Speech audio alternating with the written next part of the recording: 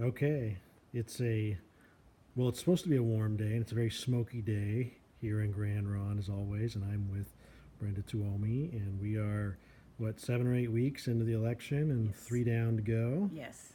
How's the election been for you so far? Because this is your first election as an incumbent. Yes. It's been different than before when I was not an incumbent. There was a lot of things I didn't know. Um, Now I kind of know what to expect a little bit. But it's quieter than I thought it would be this election. Yeah. So what have you learned as a council member that you didn't really know about before getting elected? I learned that I needed to learn more for sure. I learned that there were a lot of things that I really needed to get up to speed about, and although I was passionate and wanted to know, I still had to work harder than I thought I would. So what would you say has been what are some of the primary issues that people have talked to you about during this election cycle? Well, of course, enrollment. I've gotten many phone calls. My family reunion, I got a lot of questions there. I've had a lot of people at the powwow this past weekend ask me specifically about the advisory vote and what did that really mean, and what would happen if we did get good results. What would be the next steps? Good, Yeah. good. So do you feel like the reception's been pretty positive for that advisory vote? I do, and I'm really positive about it. I missed the Portland meeting, but I've been to all the other ones, and there was good attendance and good questions and a lot of positive feelings. And I'm hopeful. I really believe we're going to get a good amount of yes for that, so we can move forward. Okay.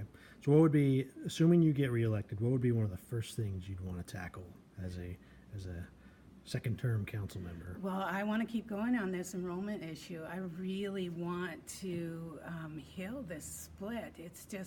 It's lasted so long, and it seems like the divide is getting wider and wider, and that just isn't good for us in the future of this tribe. So I want to keep going on that. As soon as we get the advisory votes back and they come in positive, I want to start moving on a constitutional amendment vote. Okay. Okay. So before you got elected to council, you were always a little shy about doing videos and speaking in public. How has being on council forced you to confront your fears, I guess you could say? Well, there's been many times when I just haven't had the choice. I haven't had a choice. I say no, but my fellow council members, they push me out and they say you got to do it. And some of the experiences I've had, being the NCAI delegate, has really helped me.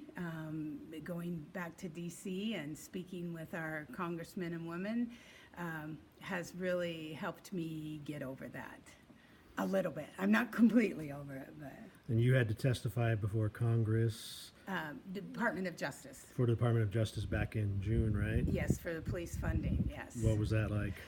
Well, at first I thought, wow, I don't know if I can do this. It's such an important thing to do. But I talked to one of our tribal members, and she said, you know what? Don't be nervous. Just go and do it. And remember, you're speaking for us. You're speaking for the tribe and all the tribal members back here in Oregon. So I thought that was a very wise piece of advice, and I got through it. I got through it, and I felt good about it. So the last time I talked with you, you hadn't seen any of the Star Wars movies. Do you feel like you're culturally out of touch with? No, just kidding. Just kidding. But it is a true story. You haven't seen Star Wars. You haven't watched any Game of Thrones. No. So all the jokes that happen, Yeah, you don't they get go any right of over them. my They head. go right over your head. Yeah, I feel left out because I think I'm the only one on council that has not seen a Star Wars movie. Okay, and is that a goal of yours over the next term? So, Um, because like Denise and Kathleen are constantly making jokes about Star Wars and during our work sessions and stuff. yeah. Well, But you wouldn't know that. You don't recognize it. yeah, I don't know. So I think I'm okay. I don't think I think it's safe just to say I don't know what you're talking about. Okay, so well, we're almost at 5 minutes. I'll ask you one last question. Powwow, how'd it go? It was amazing. It's one of the largest that I have attended since my husband and I were on the color guard and carried the flags. I think I heard we had 240 dancers or somewhere around that. It was fun. The vibe, the energy was just good. It felt like everybody was having a great time. I love that our tribe is so blessed and that we can share our hospitality with other tribes and other community members. It was good all the way around, and I didn't get stung. Yeah, because bees are a problem.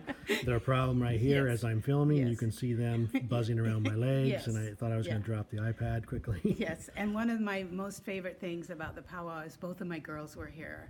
My oldest daughter lives in Michigan, and so for the first time since 2001, my whole family was here. All right, Yeah. awesome, Yeah. cool, good for you. Well, thank you, and we'll try and get one or two more videos in Okay. before the end of the election. All right, thanks, Chris. Cool.